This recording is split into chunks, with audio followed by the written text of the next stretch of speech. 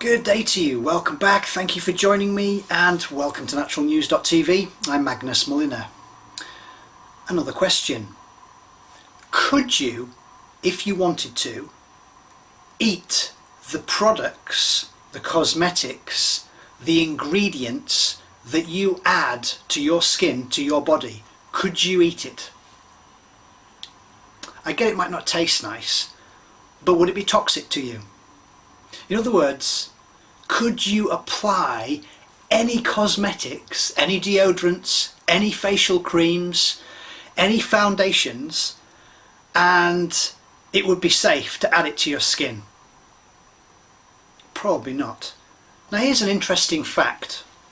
The food industry, as we know, is regulated by various organisations. In the UK, the Food Standards Agency has now moved over to the Department of Health, and obviously in the US we have the Food and Drugs Administration.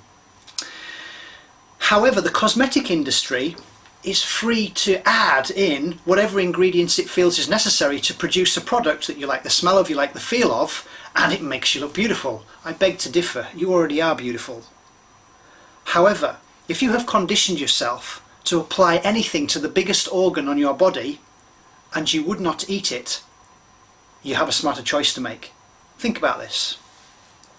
Anything you apply to the biggest breathing, living organ, which will be your skin, will be absorbed into your body. It will then challenge the second biggest organ, which would be your liver.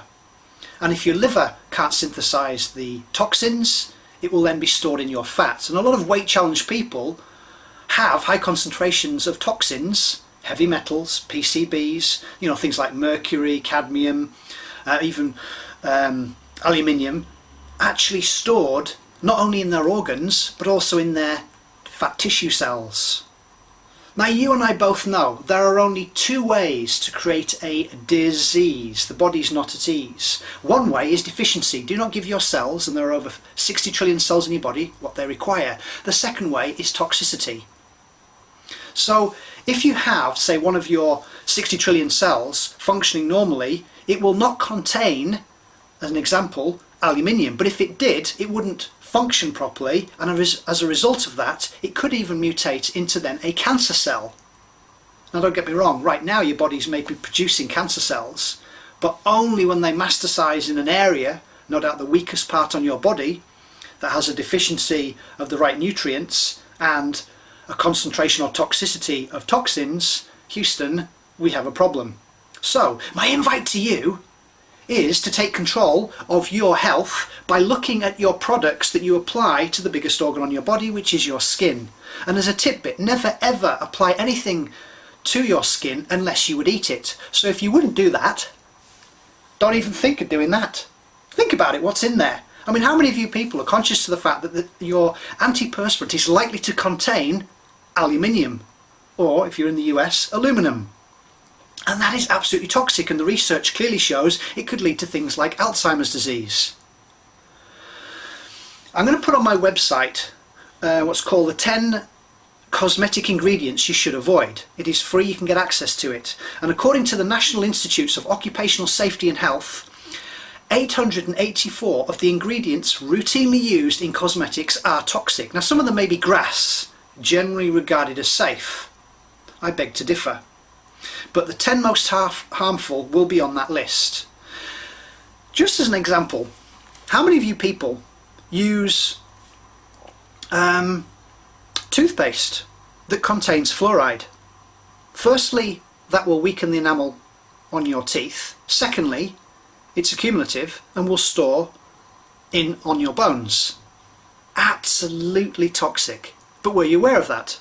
So my invite to you would be to go and look for some toothpaste that, one, doesn't contain fluoride, and two, doesn't contain SLS, sodium lauryl sulfate, or sodium lauryl sulfate. Or you may find some of the products that you bathe in, some of your soap suds, contain SLES, which is just another abbreviation, and they are some of what we call the bathroom killers.